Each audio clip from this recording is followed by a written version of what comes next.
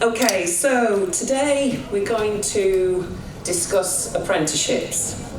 My name is Belinda Peach and I'm a freelance consultant, and I've worked in apprenticeships for many years, the good, the bad and the ugly, and we're in a real new renaissance stage of apprenticeships that is quite telling. So what I want to do today is open up the discussion with the panel, which is a cross-section of both apprenticeship providers and people that are taking part in apprenticeships, particularly here in Manchester.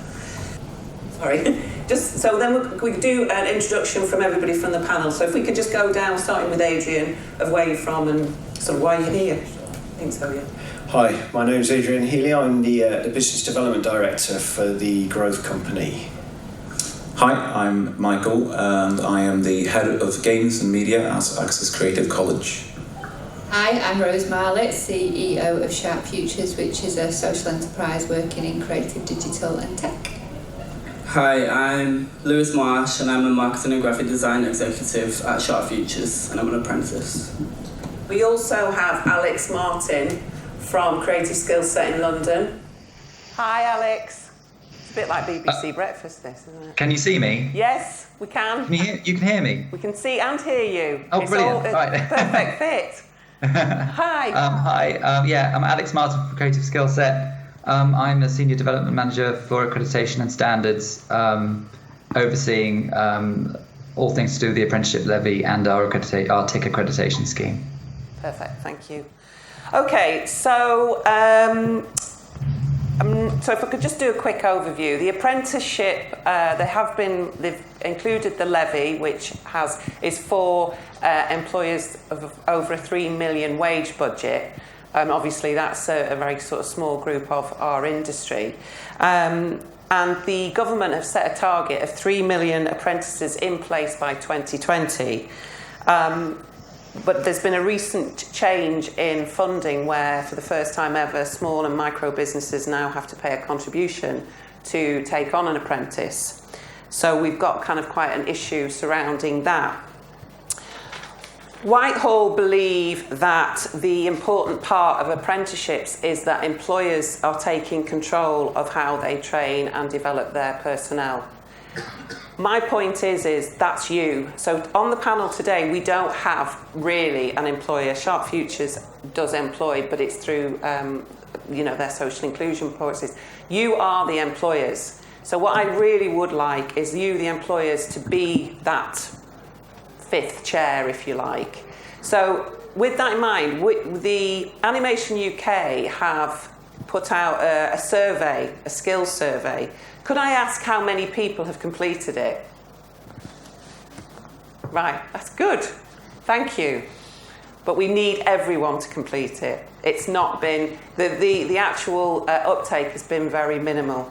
And I think what we need to be saying very clearly is, it's kind of your call to inform the people that are developing the standards of the qualifications, developing manifestos, which is what UK Animation are looking to do. So it's your place to actually input into that. The survey is on the CMC Facebook and within their e-newsletter. So please complete it, and kind of the next year's talent and skills debate, let's be talking about what was in that survey, not from the people that always fill it in, but let's be a wider kind of uptake. So if we can sort of start off from Alex, actually, please, with an update of what the apprenticeship standards and framework, because there has been a change in the standards, hasn't there? Do you mean in how the levy works, or more in terms of the standards? Well, a bit of it. Well, the levy works particularly for smaller employers. I think is more this audience. Yes. Yeah. So as you were saying, any organisation that's paying over 3 million in wages per year have to pay 0.5% of the levy payment of their takings, and that amounts to about 2% of employers. And obviously, the idea is, although it's still sort of being developed as they go, the idea is to encourage employers to invest in apprenticeship programs, and in the long run, hopefully by 2020, raising quantity and quality of them. So all the way through, the idea has also been that both large and small organisations can take advantage of the scheme. So it's effectively accessible now to everyone. And so the large employers that are paying into the scheme sort of get to spend the amount that they're saving in the system that's set up for them.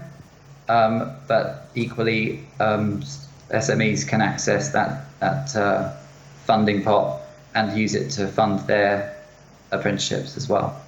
And they're also offering, again, the details aren't finalised, but they're offering additional support for employing 16 to 19-year-olds, as apprentices. Those kind of extra things can actually, the original idea was that they could actually make it so that it covers 100% the costs of hiring an apprenticeship. So sorry, the additional cost, they can access this, but the funding is still completely, you completely fund the apprenticeship. So it's not as the national standard where there is a contribution being asked for now. That's been added on. So yeah, the original idea was if you the way I understand it is that the incentives are, there are multiple ones. Like every apprentice that completes, there's a sort of bonus that comes back, and as I said, 16 to 18 starts, and actually a bonus for small to medium enterprises. Obviously, any of which I don't know where they set the barrier for that. I don't know if that is the same as the 3 million in salaries. Okay. If we could just go over to Adrian on that point. Can you give a breakdown of what that funding is now? Because I think this is the crucial bit, really, that we kind of need to know.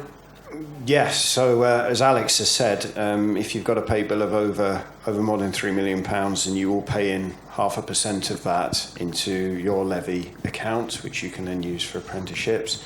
If you want to put somebody who is older than 19 onto an apprenticeship, you will need to pay a contribution as an SME of 10% of the value of that apprenticeship, and the government will pay the other 90%. Now, that's actually quite good if you wanted to put someone through a degree apprenticeship that would cost £27,000. Actually, as an employer, that's going to cost you £2,700, and the government will pay the rest. And actually, the person doing the degree apprenticeship hasn't got to get a student loan or anything like that to do it and get themselves into debt. So there are some good aspects of it. If you're employing a 16 to 18-year-old and you have less than 49 employees, you won't have to pay a contribution. The government will fund the whole thing. So that's currently how it's working. Okay, perfect. Okay, so everybody sort of understood that, because this is quite a new thing, a big shift, isn't it, in terms of apprenticeships? Yeah. So, Alex, could you just give us an update, because obviously it's about, the apprenticeships isn't just animation. You can have apprenticeship in any area of your business, from admin to PR to business development, all sorts of programmes. But could you just give us an update on the animation qualifications and what's going on with them from Creative Skill Sets point of view? Yeah, we currently have, I think they are live. We have, and I think one's in development, storyboard artist, level 7, and we've got 2 animator, one level 4 and one level 7 are out there now. And aside from that, we're looking into developing and adapting relevant generic standards that will go across different sectors related to the creative industries. So a lot of our other trailblazer groups are working on things in broadcast and sort of technician roles that will potentially apply to some animation courses as well. So is that like the TV production one? Would you suggest that's something that the animation industry potentially, yeah. Okay. Anybody familiar with the TV production apprenticeship? Could you just give an overview of that? Because I do think that could be, and is that a level 4? TV production. I actually don't have any information on the actual intricacies of the standard itself. Okay. Unfortunately. Okay. So the one that's live now then is. Could you just give an overview of that? If people want to access that particular qualification, what is that? Yeah, so in order to access them, you can go onto the government website and search for apprenticeships that are out there now. So in order for an apprenticeship to be searchable, it needs to be, it will be being delivered by a training provider. So if you go onto the government website now, you can find it there. Okay.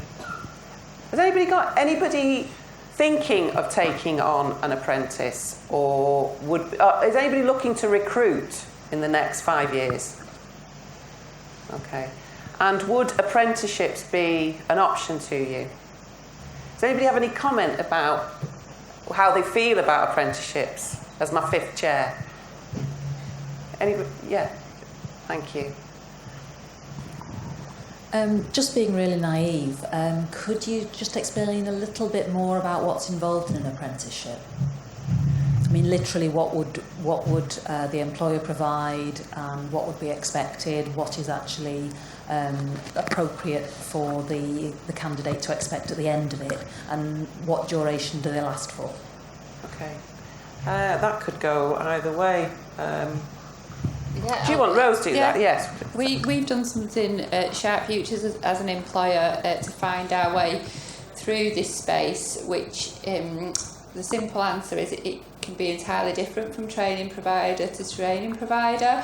So what we do in our organisation is see a few training providers, so something like Creative Digital Media. Some people will say the apprentice has to come in for a 6-week block at the beginning and then they stay with you for the rest of the year. Other training providers might say every Thursday. There's one where we do the social media with Juice Academy and they have to go 1 day a week to the training provider. So once you've kind of found, you probably would find a couple of apprenticeships that might work. Because that's the other side of it as well as an individual. So you might have someone who you want to develop in animation, but actually they're not bad on videography as well. So you might choose to go down more a TV production one. You do have to kind of really spend some time getting the right training provider and getting the individual skills and understanding of what they've already got and kind of match it together, because it can be completely different how it operates.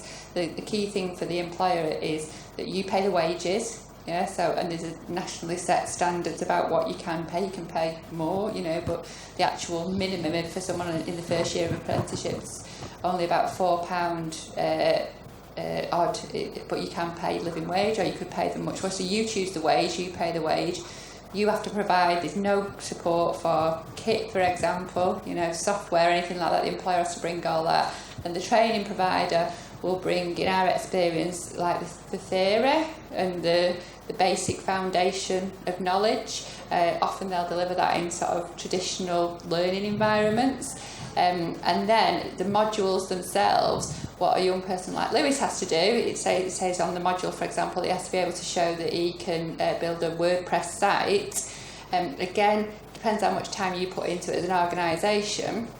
That might be evidenced through the fact that he's working anywhere and all he has to do is show what he's done at work. But there are other occasions where his job might not do what's on the module entirely, so you have to again think about how they can pass that module and actually bring something to value as an employer. So they're not a kind of cookie cutter, one size fits all. It's worth spending the time choosing the right training provider for your business needs and how flexible they are, because some of them, if you don't go on that first 6 weeks, then you're going to fail your apprenticeship, whereas as a business you might be thinking, yeah, but in that first 6 weeks I need them to do this work, so that might not be the right one for you. So spend the time, it's worth the investment to do the research and find out what works for your business. The other thing is most of the areas that deal with apprenticeships, so for example Adrian's part of Greater Manchester, they offer support with recruitment.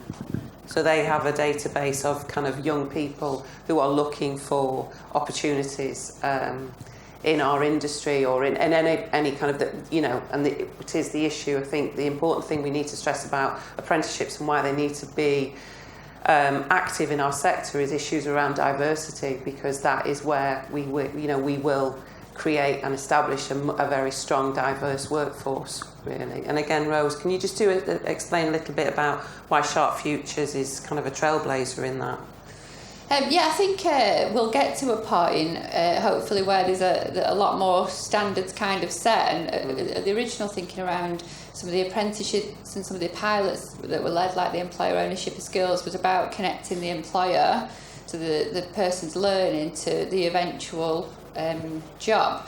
And we're just not there yet. I think Alex is sort of demonstrated that. You'll have, for example, a standard that's been set. So the broadcast standard, Sharp Futures were involved with creative skills setting that standard. But for example, there isn't one right now in animation. There isn't one in graphic design, which is what Lewis does. So we've got Lewis on creative digital media, and then a bolt on level 3 of graphic design as well. So we're not kind of at the point where the standards are across the board available, but that shouldn't put you off, because in actual fact you can work through it. And you can make it work for your business, but you just have to be a little bit creative. And the idea is that ultimately we'll have all these standards available, but then everything will change again anyway. So I'd just say, it's about the fact that someone's committed to their learning and wants to learn, and that's the starting point. And you can, as a business, if you know that a module isn't included and it's something your business does, well then that's where your business would just need to go. We need to make sure that we've covered this, and our businesses work differently, so there's definitely an element of needing to tailor it to the business culture as well. But I don't think we'll ever get to the point where all the standards perfectly fit, because everything moves too quickly. So you've just kind of got to get over the fact that you're not going to pick something off the shelf that works perfectly for your business. You are going to have to play around with it, but you can absolutely make it work. Yeah. And I think it's making the commitment to work-based training, really work-based learning. That's the process of apprenticeships, and also the fact that people that can become an apprentice are often from areas where that aren't that kind of higher education. The graduate route is not an option, but they can obviously come through our industry through a sort of structured apprenticeship route. So I think that's kind of crucially important as we're kind of moving forward. So can I just bring in Michael from Access to, well, it's Access now. Can you just explain, because you're kind of specialising in games and animation here in Manchester, but you're a national training provider. Can you just explain a little bit about what you're offering? So what we offer, we are a creative training provider. We offer courses within music, media and games at both a college level, so further education, and higher education, HE level.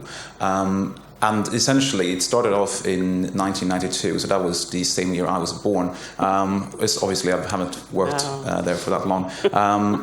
But we essentially look to be the leading national creative training provider within the different creative sectors that we've established a good kind of relationship with, and seen that there is a massive skills gap in, music being one, media being one, and games being the kind of latest addition, hence why I started at the company. And essentially, we're trying to create a bit of an ecosystem where we can find young talent and give them the skills necessary to work within any sort of creative chosen field that they want to work within. And I think the key is just to not, with apprenticeships in mind, is that it's not about the company or finding cheap labour. It's about what's best for the student, and the qualifications have to reflect that. Because ultimately, I've seen so many cases of companies and organisations and training providers trying to pick a qualification and then shoehorning some semblance of relevance into that just to access funding from the government, which isn't what it's supposed to do.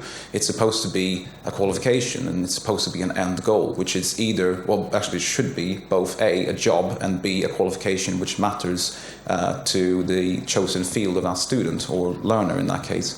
I think that's the kind of the main objective, finding relevancy and making it useful for the student. Okay. So can we just move on to Lewis, please, who is our apprentice. Can you give me a background of where you're from, Lewis, and why did you decide to go through the apprenticeship route, not kind of higher education or further education? Yeah, well, I'm from Miles Platting, and I came out of college and went straight into an apprenticeship because I never had the mindset of wanting to go to university. I always thought, instead of sitting in a classroom, reading the theory and learning about it, I'd rather have the opportunity to get into the field and actually get day-to-day experience in what it is that I want to do. Okay, and the qualification you're doing, does that kind of tick all the boxes? Are you working directly for Sharp Futures, or are you working with an employer within the Sharp? I'm working directly for Sharp Futures and for their clients, essentially. But then my daily jobs that I do links to my units that I have to sign off. Okay, and are you enjoying the experience? Yeah, love it. Yeah, okay. So have you got anything from the floor that any of the employers, I think you put your hand up about considering recruiting an apprentice. So can I kind of have your story, please, as to why, you know, why you want to do that, and what do you think, now we're a little bit further into the debate, is it making any sense? Yeah, sure. I mean, we actually, we're based in Doncaster in South Yorkshire. It's not really an epicentre for animation talent. And we've found with the productions we're doing recently, it's really hard to crew up on those productions. So we'd rather have people locally who can work on them. And that means taking people from scratch, really. And as you say, people haven't necessarily been to university and things like that. So we take people just who seem to be interested and bringing them on board. I think we tried last year I think we approached Creative Skill Set, but I think the fund had run out or something. There's no money left in the pot, so we just took it on ourselves to do it. But we'd love to take on, say, a couple more people locally, and if somebody or some organisation or Creative Skill Set could help with that, that would be fantastic. Because you know, it's an industry which isn't very well, it's non-existent in the Doncaster area, South Yorkshire, so we're kind of it. So when you say the help, do you mean what do you mean? Do you mean support with the recruitment or the funding? In a perfect world, we would love someone to kind of help out in terms of wages for the first 6 months to a year, and just maybe provide some funding in terms of 3 months where we can do all the training ourselves, but they could maybe help out with the wage bill on that, and then hopefully we'll have 1 or 2 extra people from there who can help out with current productions. It's that simple, really. Okay. So I think I'll probably be in touch with Alex at some point. Is there anything on that kind of front, Alex, or is that kind of a real no-go? In terms of levy pots right now, I'm not sure what bursary pots what are available, but I think because our strategy is changing in line with the apprenticeship levy, I think it's watch this space at the moment, essentially. Okay, so can you expand on? Do you think there will be more opportunity for small businesses to access potential funding for maybe wage subsidy or the full training cost? Do you think that could be an option for our industry? I think that there's already some stuff built in that could essentially mean that 10% amount that you put towards the training cost could be covered 100%. Okay. And I think there will be various bursary schemes to support covering wages as well. For apprenticeship? Specifically for apprenticeships. Yes, yeah. I think the key part of the sort of funding that I would suggest moving forward will be for apprenticeships because of a government figure of 23 million. You know, that's not... I think that is obviously a very ambitious target. Yeah. And despite the recent news of the decrease of 61% on last year, I think we've got to look at a lot of the training providers will be recruiting in September, so we should really be looking at that information more closely. Right. And even then, I think that the way it's all growing in terms of the fact that there are hardly any standards out there right now, the growth should be exponential. Yeah, yeah. Can I just have your input, Adrian, on how you think because you're not sector specific. Adrian deals with, in Greater Manchester, the whole of the sector, the whole of our local industries. So what's your thoughts about how we think we might move forward? Yeah, I mean, as Alex has said, nationally, apprenticeship start numbers are down by 61% year on year, but actually in Greater Manchester, they're down by 31%. So if you can make a positive out of anything being down by a percentage, GM is not reflecting that national picture quite as seriously, so that's good. I completely agree that the 10% contribution for small employers, if you've got more than 49 employees or you employ a 19 or older person, for certain qualifications is just not achievable. So what we're seeing, it's not particularly pertinent to this conversation here today, but certainly in the care sector, care homes and childcare, they've just switched off from apprenticeships completely, and traditionally they're one of the industries that really do engage in apprenticeships or have done in the past. So that's had a big effect. But the biggest rise in apprenticeships is high-level apprenticeships, which haven't been available before. So anything from sort of a level 4, which is, an HNC, all the way up to level 7 degree apprenticeship, they're up by 400% year on year. And I know that we're being particularly successful in Manchester with degree apprenticeships at the moment. So that seems to be in the management sector, because that's what most large employers are looking at doing at the moment, is training their existing managers.